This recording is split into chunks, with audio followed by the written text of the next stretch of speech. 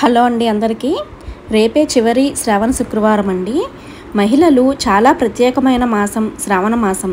శ్రావణ మాసంలోనే చివరి శుక్రవారాన్ని చాలా ప్రాధాన్యత ఉంటుంది. ఆగస్టు 30వ తేదీన చివరి శ్రావణ శుక్రవారం లక్ష్మీదేవి ఆశీస్సులను పొందాలంటే ఈ రోజున ప్రతి ఒక్కరూ ఇంట్లో పూజ చేసుకోవాలి. చివరి శుక్రవారం రోజున చేసే పూజలకు చాలా విశిష్టత ఉంటుంది. ఈ శ్రావణ మాసంలో లక్ష్మీదేవి వైకుంఠాన్ని వదిలి భూమిపైకి వస్తుంది. అయితే ఒక శ్రావణ మాసం పూర్తి కాబోతుంది. ఒక శ్రావణ మాసం చివరి రోజున భూమిపై ఉన్న లక్ష్మీదేవి వైకుంఠంలో ఉన్న మహావిష్ణువు దగ్గరికి వెళ్ళిపోతుంది. లక్ష్మీదేవి వైకుంఠానికి వెళ్ళే ముందు ఈ శ్రావణ మాసం అంతా ఎవరైతే భక్తి శ్రద్ధలతో అమ్మవారికి పూజలు చేశారో, అలాగే వరలక్ష్మి వ్రతాన్ని ఆచరించారో అలాంటి వారందరికీ అష్టైశ్వర్యాలను ప్రసాదించి వైకుంఠానికి చేరుతుంది. మరీ ముఖ్యంగా లక్ష్మీదేవికి ఎంతో ఇష్టమైన చివరి శ్రావణ శుక్రవారం రోజున మీ ఇంట్లో పూజ చేసుకొని కొన్ని పరిహారాలు పాటించడం వల్ల లక్ష్మీదేవి అనుగ్రహం మీ ఇంటిపై ఎల్లవేళలా ఉంటుంది. కాబట్టి లక్ష్మీదేవిని సంతోషపరచడానికి ఈ చివరి శ్రావణ శుక్రవారం రోజున ఇంట్లో తప్పకుండా పూజ చేసుకోవాలి. ఈ శ్రావణ శుక్రవారం రోజున స్త్రీలు ఉదయాన్నే నిద్రలేచి ఇల్లంతా శుభ్రం చేసుకొని గడపలకు పసుపు రాసి కుంకుమ బొట్లు పెట్టి ఇంట్లో పూజ ప్రారంభించాలి.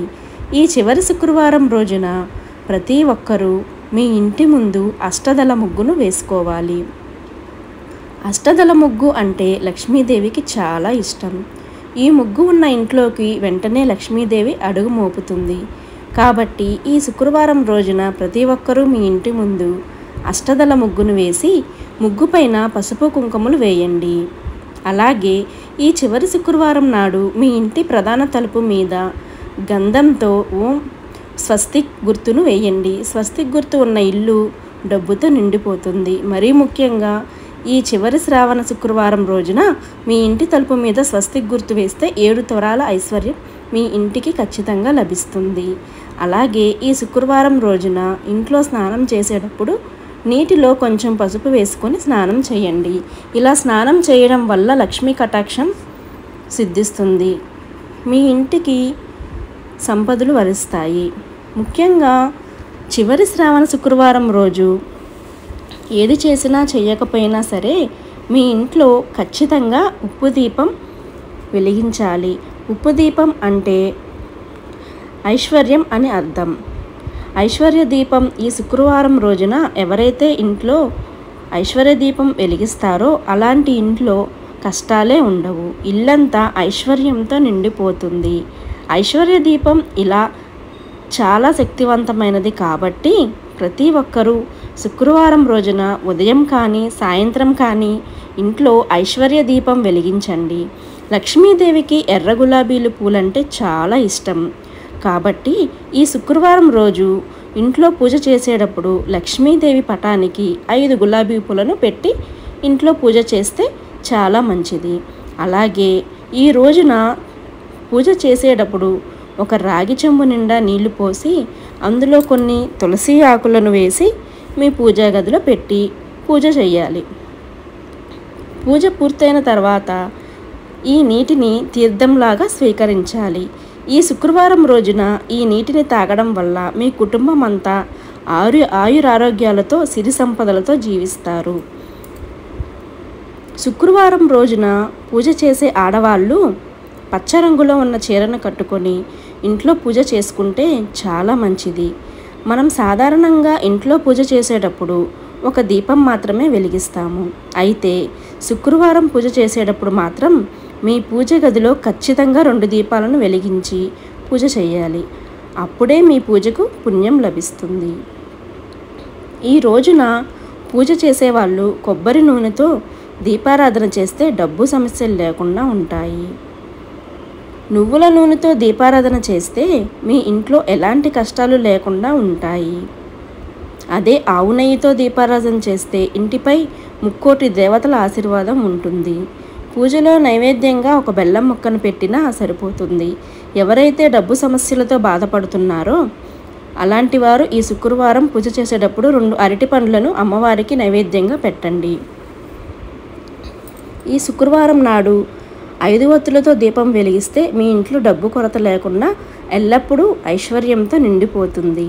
అలాగే ఈ శుక్రవారం రోజున సాయంత్రం 6 గంటల సమయంలో ఒక పచ్చి నిమ్మకాయని తీసుకొని దాన్ని 2 ముక్కలుగా చెక్కలుగా కోసి వాటిపై పసుపు కుంకుమ అద్ది మీ గుమ్మానికి 2 వైపులా పెట్టండి.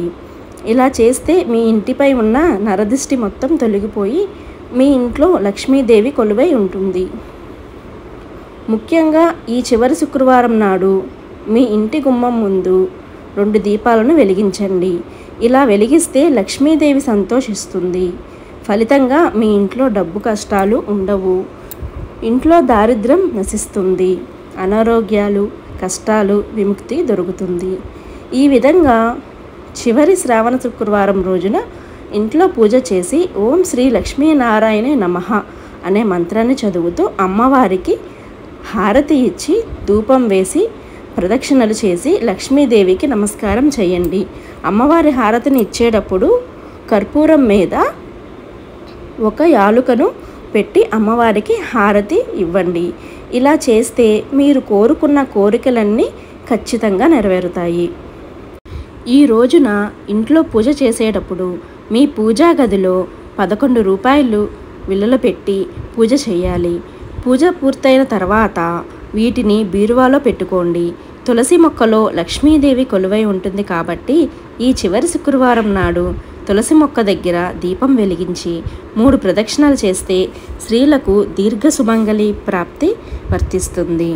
అలాగే ఈ శుక్రవారం రోజున ఒక రావి ఆకును ఇంటికి తెచ్చి బీరువాలో పెట్టుకుంటే మీకున్న అప్పులన్నీ త్వరగా తీరిపోయి ఈ చివరి శ్రావణ శుక్రవారం రోజున రాత్రి నిద్రపోయే ముందు ఒక గాజు గిన్నెలో 2 చెంచాల రాళ్ళ ఉప్పు 4 లవంగాలు వేసి మీ ఇంట్లో ఒక మూలన పెట్టండి. మరుసటి రోజు ఉదయం శనివారం రోజున ఈ ఉప్పును తీసి ఎవరూ తిరగని చోట పడేయండి. ఇలా చేయడం వల్ల మీ ఇంట్లోకి డబ్బు రాక ప్రారంభమవుతుంది. ప్రతి శుక్రవారం స్త్రీలు ఖచ్చితంగా ఎరుపు రంగు గాజులు వేసుకోవాలి. ఇలా వేసుకోవడం వల్ల లక్ష్మీదేవి సంతోషించి మీ ఇంటికి సిరి సంపదలను ప్రసాదిస్తుంది. ఈ వీడియోలో ఏమైనా తప్పులుంటే దయచేసి మన్నించండి. నాకు తెలిసింది నేను చెప్పాను. ఈ వీడియో కనుక మీకు నచ్చినట్లయితే లైక్ చేసి షేర్ చేసి సబ్స్క్రైబ్ చేయండి. ఇలాంటి మరికొన్ని విషయాల కోసం నా ఛానల్ని తప్పకుండా చూడండి. వీడియో ఫుల్గా చూస్తే మీకు అర్థమవుతుందండి. ఇంతవరకు నాకు సపోర్ట్ చేస్తున్న నా సబ్స్క్రైబర్స్ అందరికీ కూడా చాలా థ్యాంక్స్ అండి. ఓం శ్రీ మాత్రే నమః.